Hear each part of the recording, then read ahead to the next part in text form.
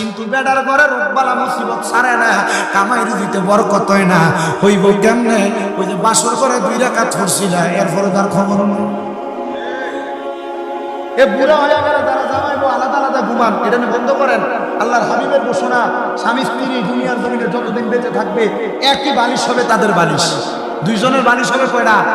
নবী কি লেগা কয় জামাইবো একলগে ঘুমাইলে সারা দুনিয়ার যত জায়গা খালি থাকে আল্লাহ সব জায়গা রহমত দিয়ে ভরপুর করে দেয়। আর বেডিয়ে জগড় হইলে মাই দিদির কোন বালিশ দেয়? আপনার কষ্ট হইতেছে বাবু? বেডিয়ে দম করা শিখতে থাকবে।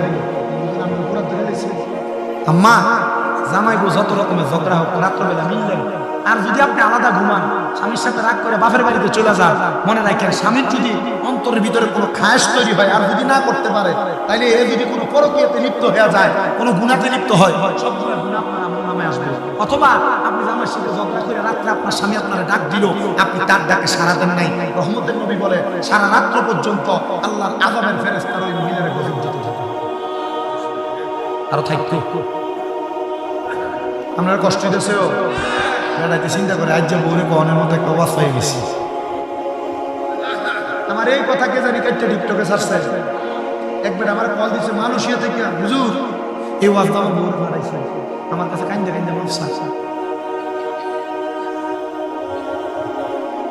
কত হুজুর কান্দে কান্দে মাফসা, কারণ বিদেশ থেকে 3 মাসের লেগে বাড়িতে গেছে, হুজুর 1.5 মাসে রাগ করিয়েছে। আল্লাহ হেদায়েতে তৈয়বা নসিব করুন। আস্তাগফিরুল্লাহ। আরো জোরে কোন আমিন। বন্ধু আমার গভীর মনোযোগ, হযরত রুসাইফা বলে জগতের মানুষ, আমি আমার স্বামীকে নিয়ে বাসর রাতে 2 রাকাত নামাজ পড়লাম, আল্লাহর কাছে দোয়া করছি। আমি আমার স্বামীরে কইলাম দোয়াটা আপনি করেন। স্বামী ডাক দিয়া কই, স্ত্রী তুমি আমার ঘরের নতুন মেহমান, দোয়াটা তুমি করো। আমি বুঝি নাই রে, আমার স্বামী দোয়াটাও করতে পারে না, ইবাদত করব দূরের কথা। হাই রে, হযরত মুসাইফা বলে জগতের মানুষ রে, আমি এত জীবন পর্যন্ত দোয়া করলাম আল্লাহ যেন আমার একটা ভালো স্বামী দান করে। এমন স্বামী দান করছে, এই স্বামীটা বাসর রাতের পরে আমি স্ত্রীর সাথে আর এক রাত্র কাটায় নাই। আমার স্বামীর স্বভাব ছিল সে নেশাগ্রস্ত থাকতো, নেশা না করতে পারলে তার ভালো লাগতো না। জগতের মানুষ, আমার আল্লাহ এমন দয়া করছে, ওই বাসর রাতের মিলনের মাধ্যমে আমি রুসাইফার গর্ভে একটা সন্তান দান করছে। আমার স্বামী আমার কোনো খোঁজ খবর নেয় না, কিন্তু আমি সন্তানটার দিকে তাকায়া আমার স্বামীরে ত্যাগ করি নাই। আমার স্বামীটা যত খারাপ হোক, আমার সন্তান তো আছে, তার সন্তান তো আমার গর্ভে আছে। আমি এই চিন্তা কইরা আমার সন্তানকে মানুষ করার জন্য মনে মনে এরাদা করলাম। আমার গর্ভ তাইকা ঠিক 10 মাস 10 দিন পরে একটা ছেলে সন্তানের জন্ম হয়েছে। এ দুনিয়ার মানুষ, যখন ছেলে সন্তান জন্ম হয়েছে রে, আমি মা ওই সন্তানের দিকে তাকায়া তাকায়া আল্লাহর কাছে কত দোয়া করলাম। আল্লাহ তুমি তো আমার একটা সন্তান দিছ, এই সন্তানের বরকতে আল্লাহ তুমি আমার সন্তানের বরকতে আমার স্বামীটারে হেদায়েতে তৈয়বা নসিব করো। বন্ধুরে, ও নবীর উম্মতের দল, ও আশিক রাসূল ভাই বাবারা, ওই মহিলা বলে আমার স্বামীটা সন্তান জন্মের পরে ওই সন্তানের কোনো দায়িত্ব পালন করে নাই। আমি মা নিজে কষ্ট করে 5-6 বছর বয়স হওয়ার পর আমার সন্তানটারে তিনি শিক্ষা কেন্দ্রের মধ্যে পড়ায়া এলমে দিন অর্জন করাইলাম। আমার সন্তান এলমে দিন অর্জন করেছে। আমার সন্তানটা এলমে দিন অর্জন করার পরে গো, আমার সন্তানটা আল্লাহ তাআলার কোরআনুল কারীমকে প্রথম থেকে শেষ পর্যন্ত মুখস্থ করেছে। আমার কাছে আইসা আগের দিন ডাক দিয়া কয়, মা ও মা গো, আমি তো আল্লাহ তাআলার কোরআন মুখস্থ করেছি। আমার মাদ্রাসা থেকে খবর, আমার মাদ্রাসাতে আগামী কালকে এই কোরআন মুখস্থ করার কারণে দস্তার বন্দি করা হবে, মানে মাথার মধ্যে পাগড়ি পরিয়ে দেওয়া হবে। মা গো মা, মাদ্রাসা থেকে খবর দিছে আমি যেন আমার আহালকে নিয়ে যাই, আমার পরিবারকে নিয়ে যাই। বলে কেমন পরিবার নিয়ে যাইবা? বলে মা গো, আমার বলছে আমার আব্বা জানকে নিয়ে যাওয়ার জন্য। মা জননী ডাক দিয়া কয়, জগতের মানুষ রে, ও দুনিয়ার মানুষ, আমি নিতে পারবো না। আমার সন্তান তার আব্বারে নিতে পারবে কিনা আমি না যাই না। ওই সন্তানকে বললাম, ঠিক আছে তোমার আব্বা যান তোমার সাথে আগামীকালকে বলো এলাকার মাদ্রাসায় যাবে। এই কথা চিন্তা কইরা দিয়া কয়, সন্তান ঠিক আছে আগামীকালকে তোমার বাবা যাবে। বাবা যাওয়ার গ্যারান্টি, কারণ বাবা নেশা করে। ওই মা বলেন সন্তানকে করে ঘুম পাতায়া আমি রাত্রবেলা অপেক্ষা করতে লাগলাম। আমার সন্তান ঘুমাইতেছে, তার আব্বাজান যদি আসে আমি তার প্রয়োজনে পা গুলাতে ধরবো, ধরে বলবো স্বামী গো, সন্তানের ভালোর জন্য আগামীকালকে একটু চেষ্টা করে আপনি বাবা তার জন্য মাদ্রাসায় যাবেন। মহিলা ডাক দিয়া কয়, ও জগতের মানুষ, আমি রাত্রবেলা আমার স্বামী যখন আগমন করছে আমি তার পাগুলার মধ্যে ধরে ডাক দিয়া কইলাম, স্বামী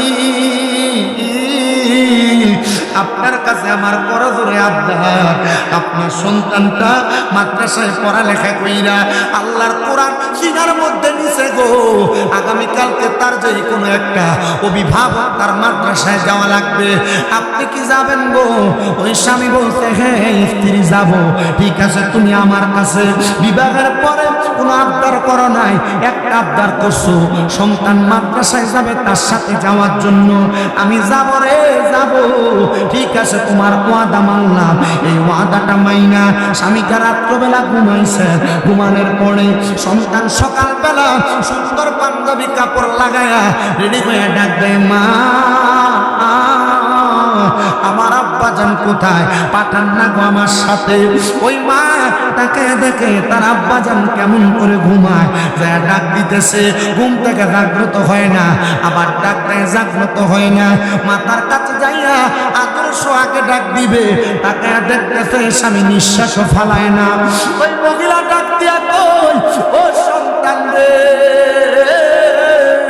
ও আমার সন্তান, তোমার আব্বাজান তো চোখও খুলে না, তোমার আব্বাজান তো কথাও বলে না, নিঃশ্বাসও ফেলায় না। আমি মা কত ডাকলাম, তোমার আব্বা তো উঠে না। আইরে বাবা, সুন্দর মতো পরীক্ষা করে দেখে ওই লোকটা দুনিয়াতে নাই। ইন্না লিল্লাহি ওয়া ইন্না ইলাইহি রাজিউন। লোকটা ইন্তেকাল করছে। সন্তান কান্দে, আল্লাহ আমার আব্বা জানলে নিয়া প্রথমবারের মতো আমি দস্তার বন্দি মাথায় পাগড়ি নিতে যাব। আমার আব্বা জান ইন্তেকাল করছে, এখন আমি কারে নিয়ে যাব গো? আব্বা জানের জানাজার নামাজ পড়া লাগবে।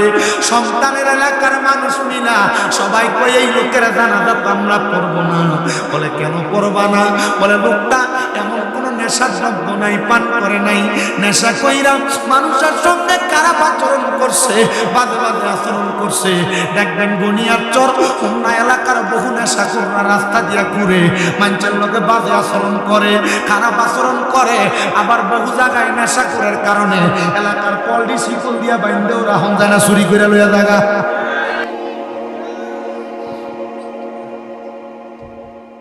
মসজিদের দান বাক্স চুরি করে নেশাটা কত টিয়া না থাকে, মিথ্যা থাকে। মসজিদের ব্যাটারি নিয়ে আইভি চুরি করে নিয়ে দিবে, সব তার বাচ্চা। জুতা নেনি, এটা কম দামি জিনিস, এটাও নিলাম দাম।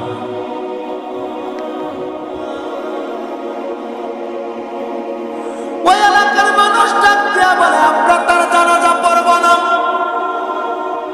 এ গনিয়ার চোর এলাকার নেশাখোর, এ গনিয়ার চোর এলাকার হারামখোরেরা, পরের হক মাইরা খানেওয়ালারা, সুদ খানেওয়ালারা, মানুষের উপর অত্যাচার করনেওয়ালারা, গুনাহ করনেওয়ালারা, শুনো, এমন কোন কর্ম কইরো না রে, কইরো না যে কর্মের কারণে মানুষ তোমার জানাজা পড়তেও যাবে না। এমন কোন কর্ম কইরো না যে কর্মের কারণে তুমি মারা গেলে মানুষ ইন্না লিল্লাহর জায়গায় মানুষ বলবে তে মরে গেছে, ভালো হয়েছে। এমন কোন কর্ম কইরো না যে কর্ম কারণে মানুষ তোমার বাবা বলবে এলাকা ফাতলা হয়েছে বইলা মানুষ সান্ত্বনা দিবে মনকে। সন্তান ও পর্দার অন্তরালের মা, তুমি এই বাড়িতে ঝগড়া করলে তোমার গলার আওয়াজ 2-3 বারই শোনা যায়। এমন জীবন করিস না গো মা, তোরার পায়ে হাত দিয়া বলি স্বামীর সাথে বাজে আচরণ করিস না গো মা, তোরার পায়ে হাত দিয়া বলি শ্বশুর শাশুড়ির সঙ্গে বাজে আচরণ করিস না গো মা, তোরার পায়ে হাত দিয়া বলি দুনিয়ার জমিনে মানুষের লগে বাজে ব্যবহার করিস না গো মা।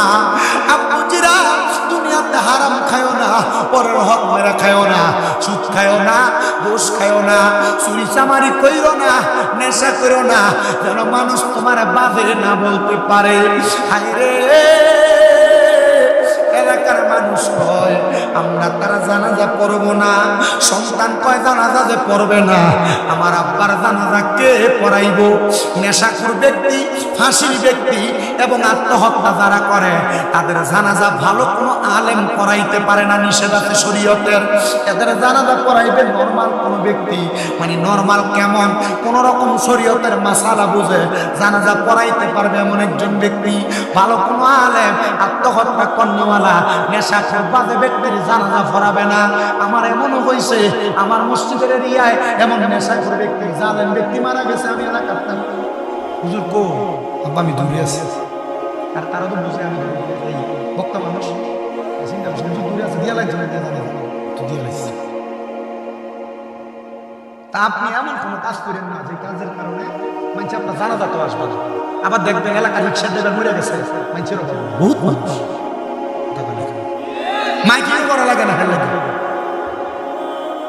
আছে সুৎখোর এলাকা, সুৎখোর আছে। আমরা সমাজের মানুষ এটি ধরে কথা কেন এই সুৎখোর বুস্কুটি ধরে নিয়ে মসজিদে সেক্রেটারি বানায়, এলাকার সব তার মাদাম বলির দায়িত্ব দিয়ে হারাম ফুটি আসে।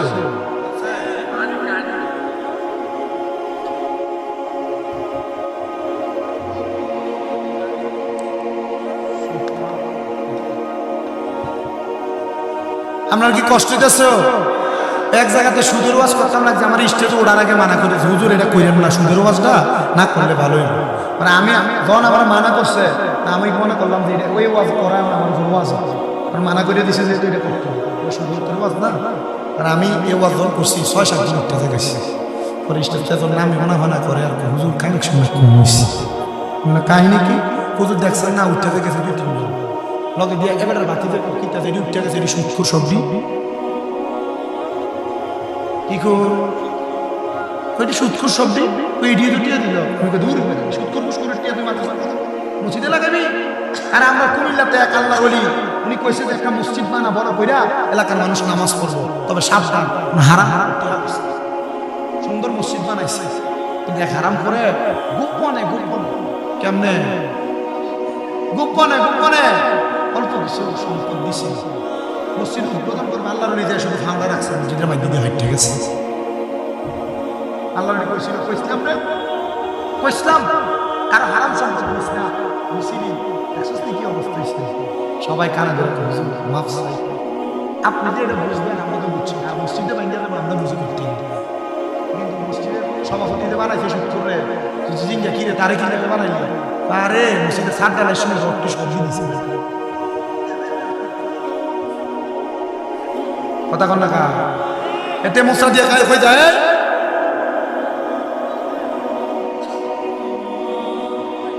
যদি জিগা এই সুন্দর মুস্কুতে সেক্রেটারি বানাইলি কি লাগা মসজিদের এসে দিছে টাইস দিছে বেটা কথা কন না কেন? এই বর্তমানে এমন অবস্থা আছে না নাই? দেখবেন এদিকে যখন মসজিদ কমিটি বানাইবেন তখন ইমামেরও দাম দেয় না, মুয়াজ্জিনেরও দাম দেয় না, কুত্তা বিলের মতো আচরণ করে এরা মসজিদে। আর এই সুদখোর মুশকিল আমি দেখছি যে যে জায়গায় এই অবস্থা, রমজান মাসে তারা বিছানাটা তোলে হাফেজ সাহেব তুইলা কো 60-70 হাজার টি উঠছে, এটি কিত্তি দিবি সব হুজুরারে অর্ধেক মসজিদে রাখতে দে আল্লাহর কসম, তারা বিছানার নাম দিয়ে দিতে হাফেজ সাহেব তুইলা মসজিদে রাখা এটা জায়েজ হবে না। এটা সব যে ব্যক্তি তারা বিপরেছে তাই আপনি এটা বাদ করেন কথা কই না। রমজান সামনে গিয়ে দেখে কই দিলাম কি তারা বিছানা উঠাইয়া তারা মসজিদের জন্য রাহে ইমাম মুয়াজ্জিন দেয়। খেয়াল রাখেন, এটার কারণে আল্লাহর কাছে জবাব দেওয়া লাগবে, কারণ এই হক হয়ে যাবে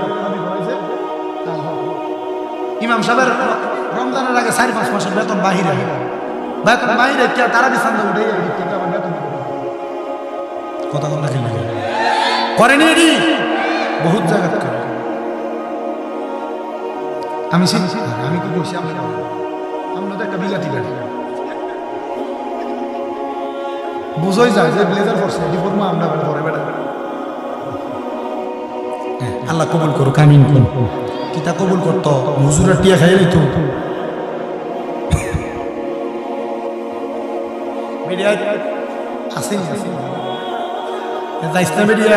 বিরিয়ানি খাবেন না, লোক মজা হয়েছে বিরিয়ানি।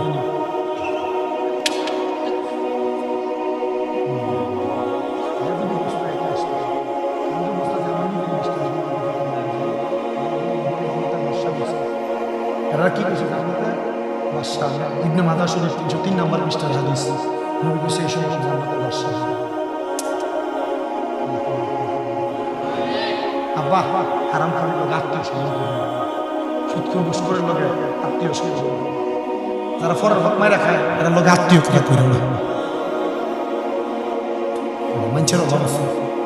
তুমি তো একটু আত্মীয় হলা, খ্রিস্টান ড্রাইভারের মাইয়া তো তুমি বিয়ে করে আনতে না, তুমি তো কৃষকের মেয়ে বিয়ে করে আনতে না, তুমি যাও টিয়া হলা না।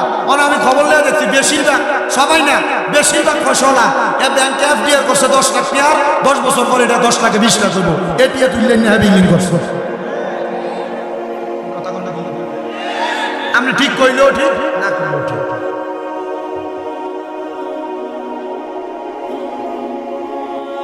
দেওয়া হলা আমি দেখছি আমার সাথে এই পর্যন্ত যাদের সাথে সম্পর্ক নষ্ট হয়েছে টিয়া হওয়ার জন্য। কথা কয় না, আল্লাহর নবীর একটা সুন্নত ছিল কর্জে হাসানা দেওয়া। কর্জে হাসানা কি? আমার দরকার লাগছে, আমি একজনের থেকে হাওলা পাচ্ছি, নির্দিষ্ট টাইম আমার কাজ শেষ, আমি তার টাকা পরিশোধ করে দিব, এটাতে কোনো সুদ নাই, ঘুষ নাই, বাড়তি কোনো টাকা বাড়বে না। কিন্তু আপনারা টিয়া দিচ্ছে 1 বছর হয়ে যায়, আপনি এই টিয়া নিয়ে 1 বছর পরও আপনি হাতে সামনেই পড়েন না, আপনার আর কর্জে হাসানা দিব করতে। কথা কয় না, কোথায় বাবু দরকার নাই, তোর লোকে টিয়া পয়সার কাজ করবার 100 টাকা খাইয়া যা, তবু হাওলা মুসতে। কথা কয় না, আর অনেকে চিন্তা করে হুজুর হাওলা চাই না তো আর বেটা রিক্সা চালাই বাদাম দুধ বেচবা হোমনা বাজারে যাই, তবু সুদের টাকা ঘুষের টাকা লইও না, কারণ যে সুদ খায়, যে সুদ দেয়, যে সুদের টাকা পয়সা লেহা ইস্টেমে লেহে, যে সাক্ষী হয়, এটি সমান অপরাধী। আল্লাহর নবী কয় কাল বুয়ুতিন, এদের চেষ্টা হইব একবার ঘরের মতো, যাদেরকে সরাসরি সর্পে দংশন করতেছে, কলিজাতে কামড় দিতেছে। আমি নবী মেরাজে যাই দেখছি যদি সুদ খায়, যদি ঘুষ খায়, এর মতোই কাল বুয়ুতিন, একটা ঘরের মতো।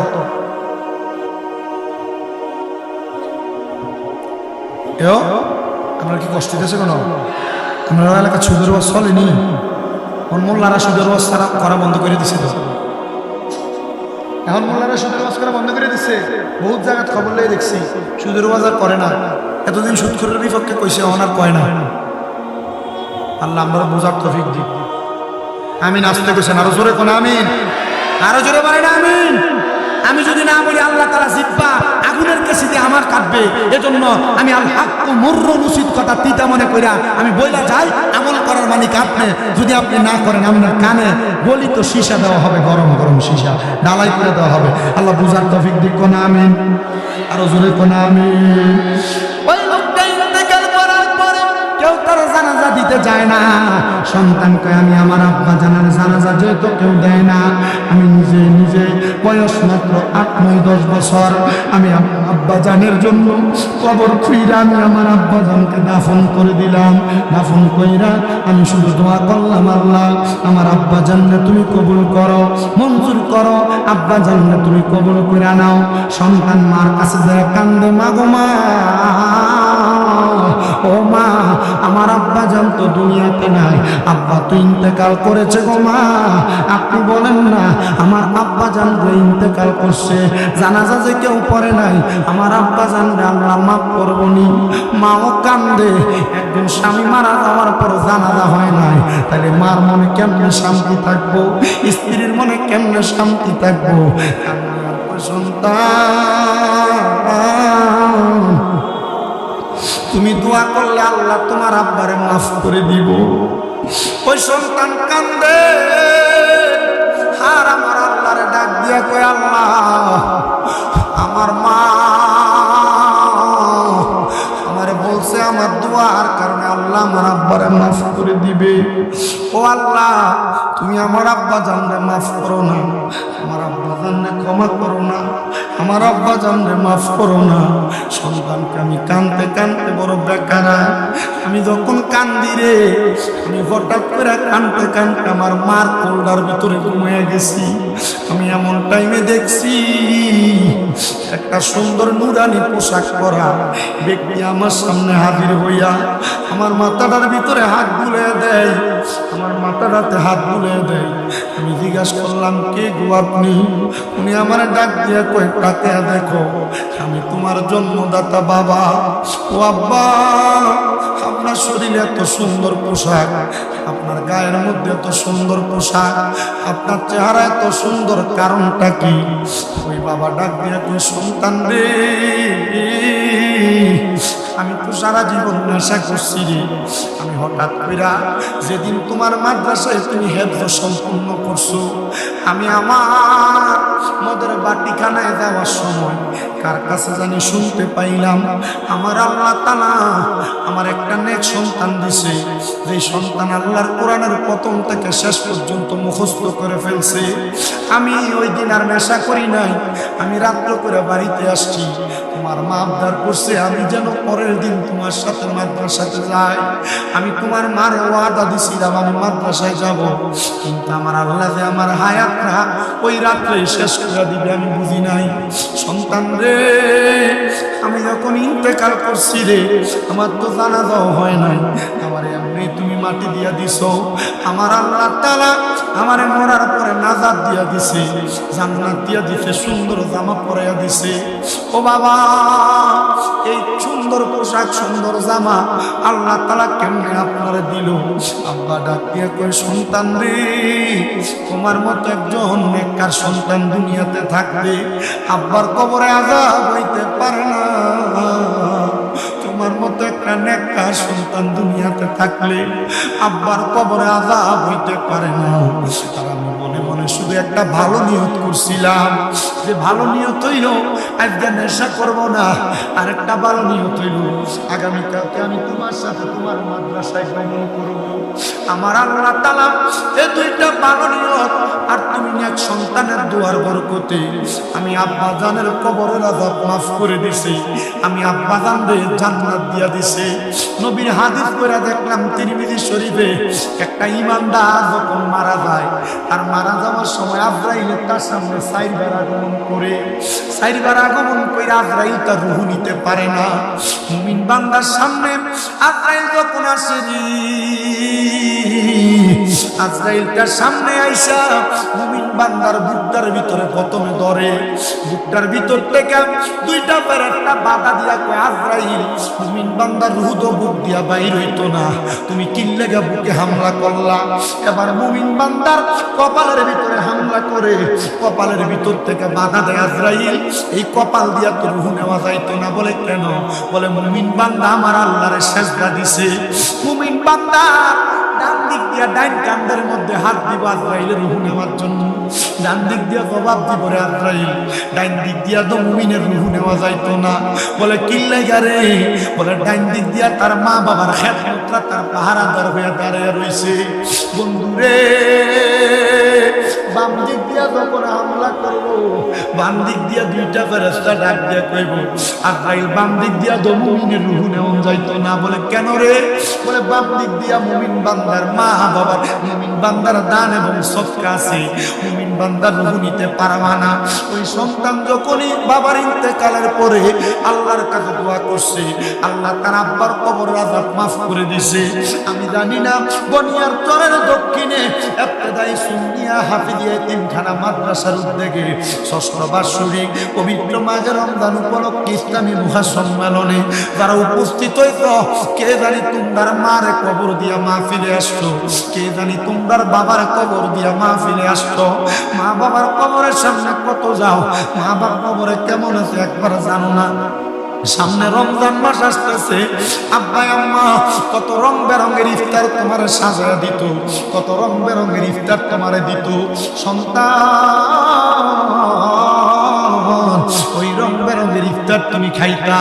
এখন রমজানটার সামনে আসতেছি, তোমার সামনে কত সুন্দর সুন্দর ইফতার থাকবে, তুমি তোমার মা বাপরে খাওয়াইতে পারবা না।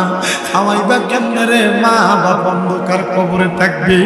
রমজানের পরে ঈদ আসবে, ঈদের জন্য কত সন্তানের জন্য জামা কাপড় কিনবা, নিজের জন্য জামা কাপড় কিনবা, স্ত্রীর জন্য জামা কাপড় কিনবা, তোমার আব্বার জন্য তো একটা লুঙ্গিও কিনতে পারবা না, কারণ আব্বা কবরে কারে তুমি পরাইবা। মনে আসেনি তোমার আব্বা জানের কষ্টের কথা? নিজে সিরা লুঙ্গি পরে তোমার নতুন জামা কাপড় কিনা দিছে, নিজে পুরান কাপড় পরে তোমার নতুন জামা কাপড় কিনা দিছে। আজকে ওই বাবা অন্ধকার কবরে, তোমার কাছে টাকার অভাব নাই, বড় বাবার বড় অভাব। ও সন্তান, তোমার মা অন্ধকার কবরে, আম্মা নিজের দিনেও পুরান কাপড় টাপড়ে সারাদিন কাটাইছে, একটা নতুন কাপড় পরছে না, অভাব ছিল একটা নতুন কাপড় কিনতে পারছে না, তুমি ভিতরে নতুন জামা কাপড় কিনা দিছে। ঈদের আগে তুমি কত মানুষের জন্য জামা কাপড় কিনবা? কইরে সন্তান, নিজের মার জন্য তো একটা কাপড় কিনতে পারতা না। মাটা অন্ধকার কবরে, মাটা কেমন আছে জানো না, আব্বাটা কবরে কেমন আছে জানো না। আগে মা সকালবেলা পান্তা ভাত গুলা খাইতো না রে, তুই ফুতের লাগে রাইখা দিত। মা চিন্তা করতো রে, আমার সন্তান রৌদ্র দিয়ে আইলে পানি ভাত না খাইলে তার কলজাটা ঠান্ডা হইব। এখন মা কবরে, বাড়িতে মেহমানের অভাব নাই, কত দামি দামি খানা তারা খায়, কিন্তু তুমি তোমার মার মুখে একটু খানা তুলে দিতে পারো না। দিবা কেমনে রে তোমার মা অন্ধকার কবরে? সন্তান, আমি জানি না পর্দানুশীলী কত মহিলারা তাদের মার হারাইয়া বসছে, কত মহিলারা তাদের আব্বার হারাইয়া বসছে রে। ও মহিলা, কান্দিস, কান্দিস। আমার নবী কইতে কোন মহিলা, কোন সন্তান, ছেলে মেয়ে মা বাপ মারা যাওয়ার পরে রে, চোখের মণিকুটার ভিতরে একটা মাছের মাথা পানি মাথা পরিমাণ পানি চাইরা কানলে, ওই পানি মাটিতে পড়ার আগে আমার আল্লাহ তাআলা তার মা বাবার জীবনের গুনাহ মাফ করে দেয়। ও সন্তান, তোমার বুঝি মা কবরে, তোমার বুঝি বাবা কবরে? আল্লাহ যাদের মা বাবা কবরে, আম্মা আব্বার কবর জান্নাতের বাগান বানায়া দাও। ভালোবাসি তোমায় বাবা, বুকটা যে যায় ছিঁড়ে, তোমার কথা হৃদয় মাঝে পড়ছে বারে বারে। বাবা তুমি কেমন আছো ছোট মাটির ঘরে, তোমার কথা হৃদয় মাঝে পড়ছে বারে বারে। বাবা গো, ও বাবা, বাবা গো বাবা, ওরে দরজাটা খুলতে এ যাই ধোকা, বাবা বুঝি বলছে এলে নাকি খোকা। বুকের ভিতরটা নড়ে চড়ে উঠে, সবাই আছে শুধু বাবা নেই, শুধু মানি। সন্তান, এমন অনেক সন্তান আছে, আব্বা আম্মারে দমক দিয়া কথা বলো, দে তোর পাও আমার সামনে দে, আমি আমার জিহ্বাটা দিয়া তোর পাওটা পরিষ্কার করে দিব। দমক 300 কেজি খেজুর 300 কেজি মুড়ি, 300 কেজি ডাউল, 300 কেজি বুট কিনা নিছি মানুষকে দেওয়ার জন্য। আমার আব্বা জান ছিল বিদায় টাকা আব্বারে দিয়া গনায়া পর্যন্ত দেওয়াইছি। কেল্লাগা দিছি কারণ আমি জানি আব্বা আছে বিদায় মনে আনন্দ আছে। আমার আব্বা কয় ফুটরে আমি এই আজকে কিনার আগ পর্যন্ত আমার আব্বারে কইছে আব্বা প্রতি বছর দে, এই বছর দিতাম না। আমার আব্বা কয় মানছে কি কইব? আমি কই মানুষের কথা চিন্তা করেন না, কয় বহু মানুষ বাড়িতে আইয়া ফিরা যায়, আমরা কই বছর দিত না। আমি আমার আব্বারে এই কথা কইতে কইতে যখন কইছে আজকে 6 বস্তা করে সব কিছু 300 কেজি কইরা একটা মুচকি হাসি দিছে। আমি চিন্তা করছি লাখ টাকা খরচ করলে বাপের মন পাওয়া যাইতো না, এই যে হাসিটা দিছে আল্লাহ কবুল করে লাইছে। সন্তানের দল দামি টাকা বানাইবা, বাড়ি বানাইবা, সম্পদ বানাইবা, মা বাপ খুশি নাই, কোনো লাভ নাই। অনেক মহিলারা শ্বশুর শাশুড়ি লইয়া খাইতে চায় না। মা তুই বোকা, তোর মতো বোকার কেউ নাই। বলে কেন? তোমার স্বামী যদি শ্বশুর শাশুড়ি লইয়া খায়, এই স্বামীর কামাই বরকত হইব, রিজিকে বরকত হইব। অনেক বেডিরা নন্দারে দিতে চায় না।